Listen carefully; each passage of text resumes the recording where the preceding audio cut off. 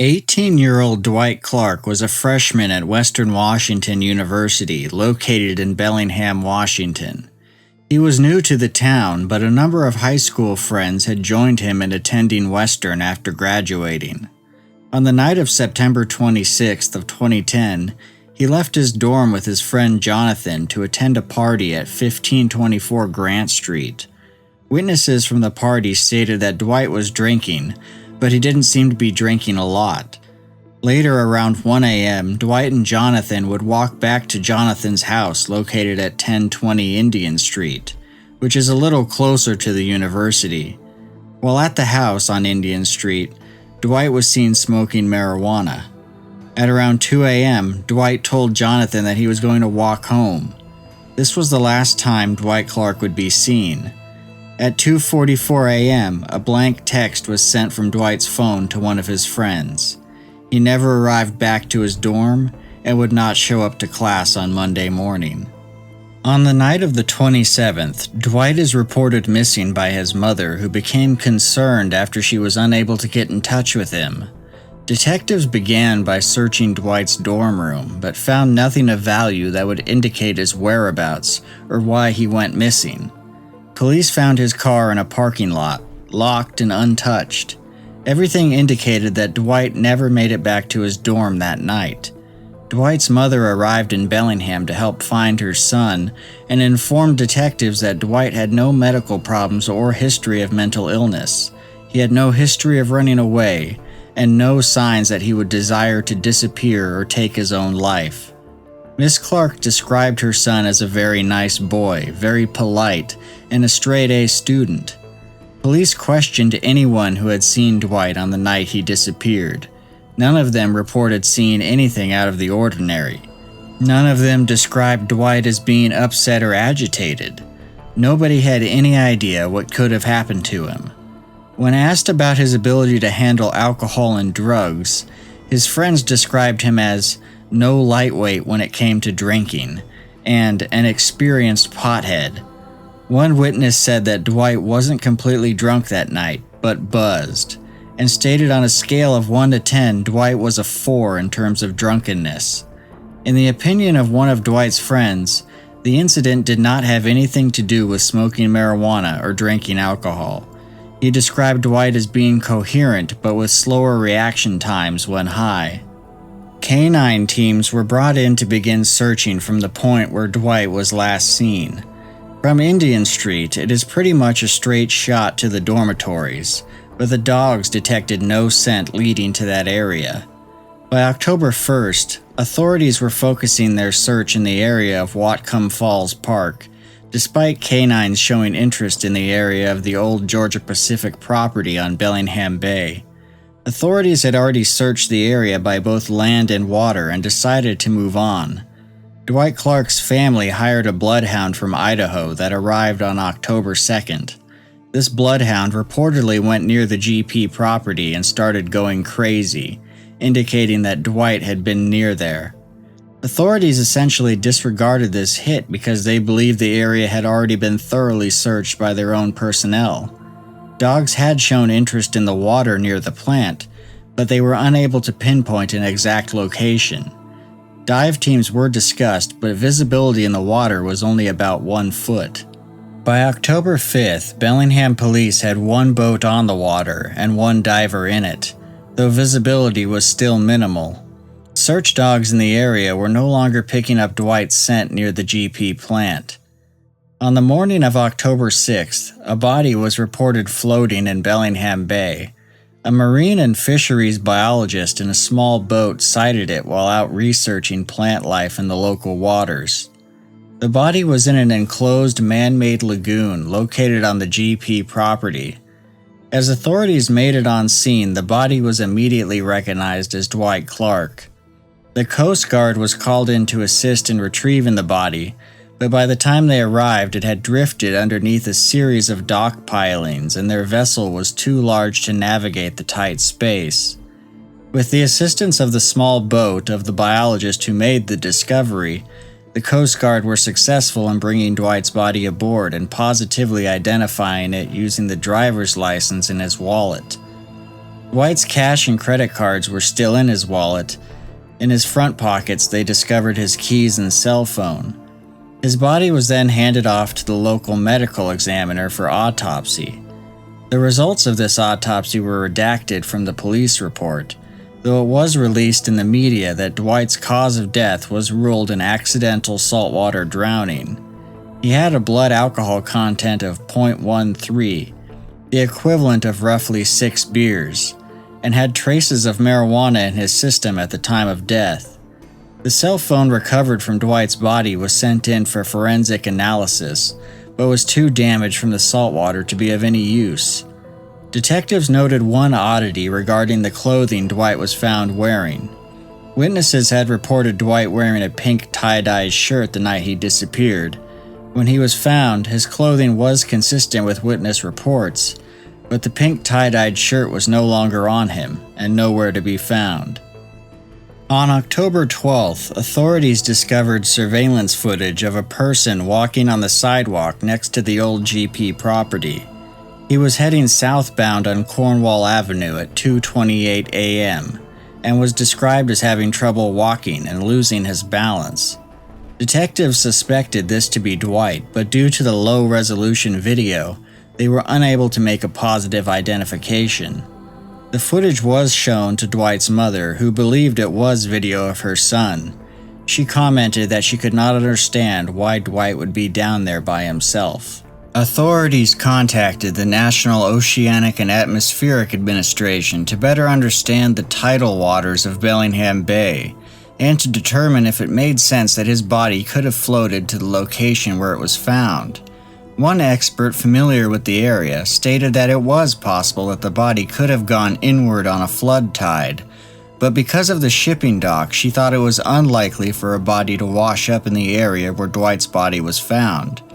Other oceanographers believed it was possible for Dwight's body to end up in the location it was found if he had fallen in on the southwest part of the port property, or if he had fallen further south of the port due to the current and winds in the area blowing from south to north.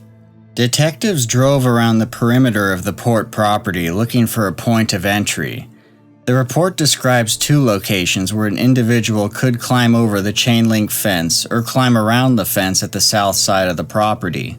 They searched the grounds for Dwight's missing shirt as well, but it wasn't found. During their investigation, authorities received a number of calls from people concerned that Dwight was the victim of a group known as the Smiley Face Killers. This supposed group covers up their homicides of young college-aged males by drugging and drowning them in order to throw off investigators. Their name comes from the observation that smiley face symbols are sometimes found near the locations where these men disappear. Bellingham PD conferred with the FBI regarding the smiley face killer theory, but the FBI's official opinion is that the smiley face killers do not exist. Bellingham PD did a thorough investigation into Dwight Clark's death, which they ultimately determined was nothing more than a tragic accident.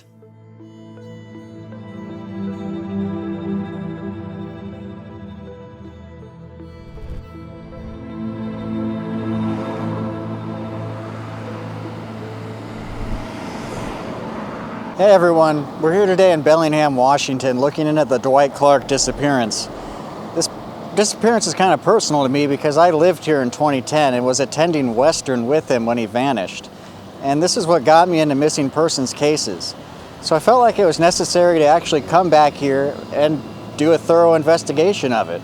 I want to go to the GP plant and see if it makes sense that he could have climbed over the fence there and gotten into the lagoon where he was found. Check out Bellingham Bay to see if it makes sense that he could have fallen in somewhere. Hopefully, we'll figure something out and maybe get some answers in this case. So I'll walk you through everything and you can come along with me.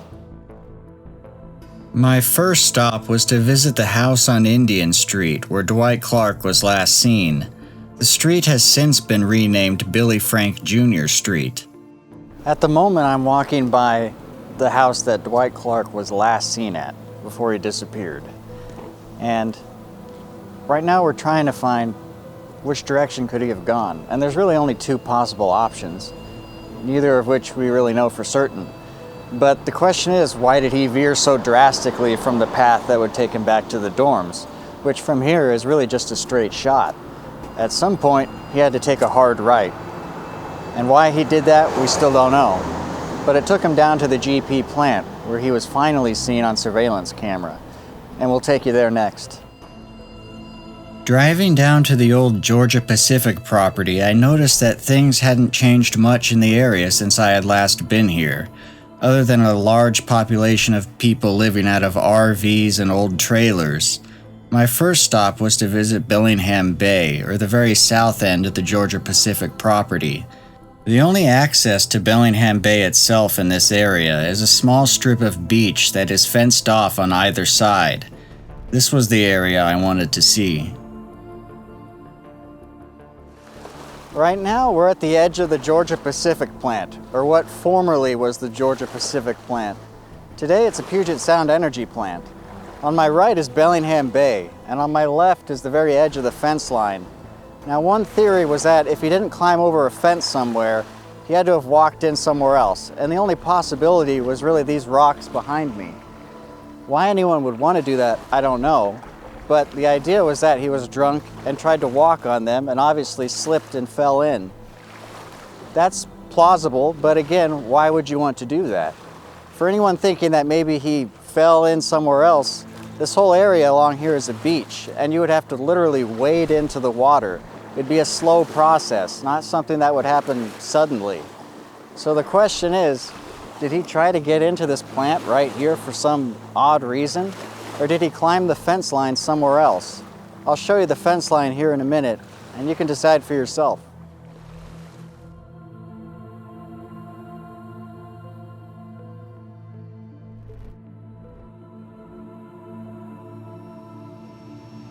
So I'm here along the fence line to the GP property, and it's covered in barbed wire. The surveillance cameras are still here 10 years later, and there's double fences. In order to climb over them, you'd have to go through a lot. This was never an ideal explanation for how he ended up in the lagoon. It's got to be something else.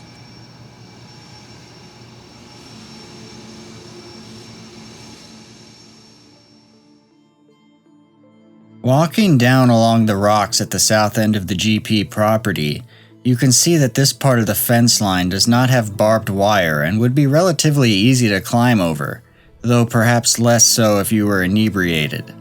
You are prevented from going all the way down to the docks by a piece of fence that goes directly into the water. I checked the police photos from 2010, and this piece of fencing was here even back then. If Dwight did climb the fence in this spot, he could have fallen into the water somewhere along the docks. This does not explain why he would be down here in the first place, on a cold and rainy night, after telling his friends he was going home. One of the more interesting aspects of this case is the fact that it was not the first time something like this had happened.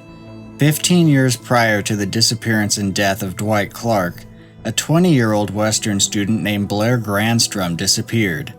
On June 3rd of 1995, Blair was last seen at home by one of his roommates early that Saturday morning after attending a party. Then he vanished.